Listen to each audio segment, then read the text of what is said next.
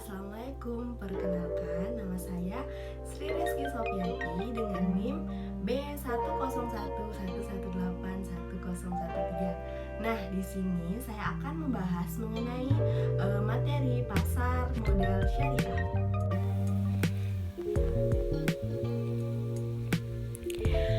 Pasar modal syariah mempunyai dua peran dalam perekonomian, yaitu sebagai sumber pendanaan bagi perusahaan dan sebagai sarana investasi bagi investor.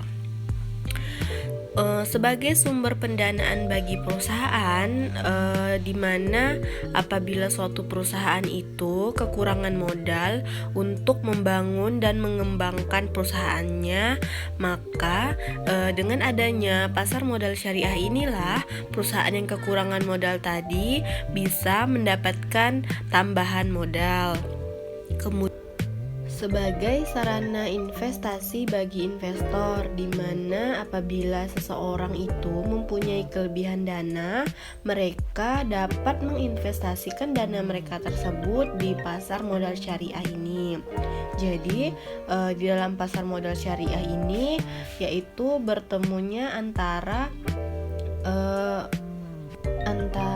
perusahaan yang memang kekurangan modal dan seseorang yang kelebihan modal di dalam pasar modal syariah ini.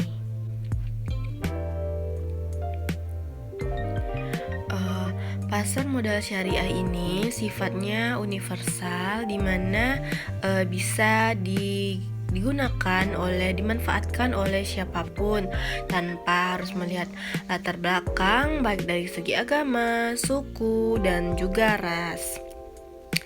Pasar modal syariah ini merupakan bagian dari industri pasar modal Indonesia.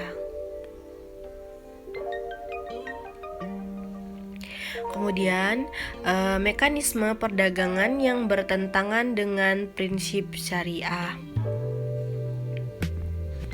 di mana hal-hal yang bertentangan dengan prinsip syariah itu diantaranya yaitu maisir. Maisir itu seperti kegiatan perjudian, karena perjudian memang dilarang dalam syariah. Kemudian ada goror, yaitu adanya unsur ketidakjelasan dalam perdagangan tersebut. Kemudian ada riba, di mana mensyaratkan kelebihan pengembalian berbentuk bunga. Jadi hal-hal yang berbentuk bunga itu mekanismenya memang dilarang dalam prinsip syariah. Maka dari itu, pasar modal syariah ini menawarkan solusi efek dan mekanisme perdagangan yang tidak bertentangan dengan prinsip syariah.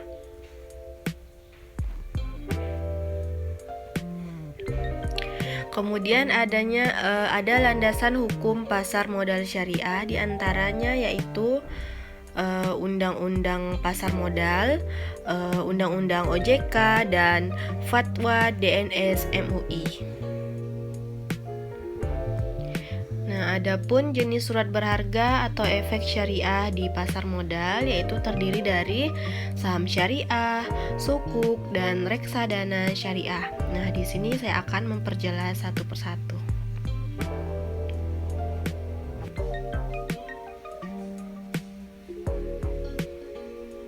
Saham syariah, berdasarkan konsepnya, saham tidak bertentangan dengan prinsip syariah karena saham merupakan bukti penyertaan modal kepada perusahaan dan investornya akan mendapatkan bagi hasil berupa dividen. Namun tidak hanya dividen, dalam prinsip saham ini juga adanya pembagian resiko. Jadi kita tidak hanya mendapatkan keuntungan, tetapi juga kita harus siap menerima resiko dalam pasar saham.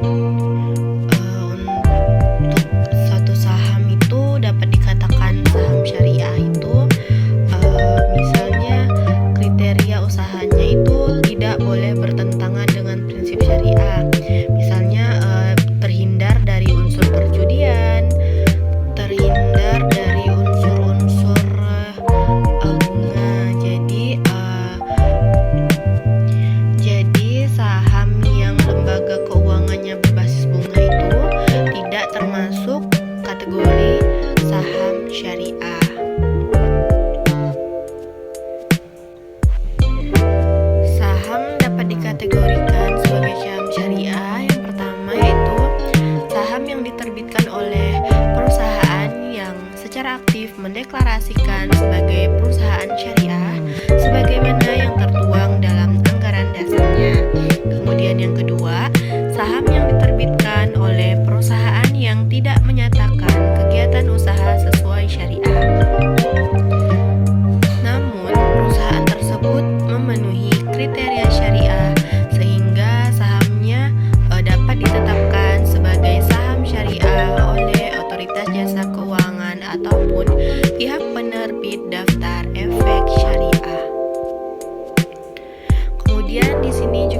membahas sukuk. Sukuk adalah surat berharga syariah yang merupakan bukti kepemilikan dan yang mewakili bagian yang tidak terpisahkan atas aset tertentu yang mendasarinya, di mana yang berupa aset berwujud, manfaat atas aset berwujud, jasa, aset dari proyek, dan kegiatan investasi yang telah ditentukan. Sukuk ini diterbitkan dengan menggunakan berbagai pilihan akad, di mana diantaranya pilihan akadnya itu seperti ijaroh atau sewa menyewa, mudarobah atau musyarakah yaitu kerjasama, dan istihna yaitu jual beli dengan pemesanan.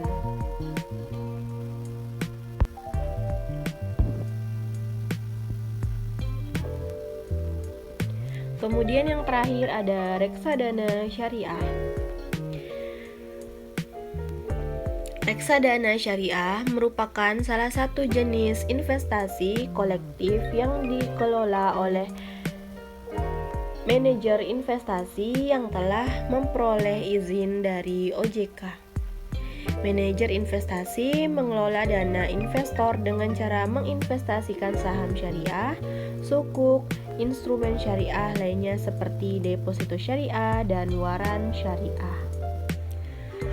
Nah, di dalam reksadana syariah ini ada yang namanya efek baragun aset syariah atau disingkat dengan EBA syariah. Yang pertama itu ada aset tidak liquid, yaitu kumpulan pembiayaan perumahan, pembiayaan kendaraan bermotor.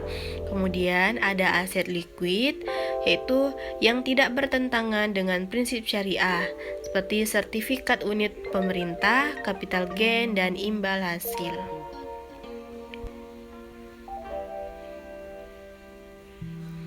Adapun jasa layanan pasar modal syariah yaitu sistem online trading syariah atau SOTS. Kemudian ada layanan kustodia syariah sebagai penyimpanan efek syariah. Kemudian ada layanan wali amanat syariah sebagai pihak yang mewakili investor sukuk.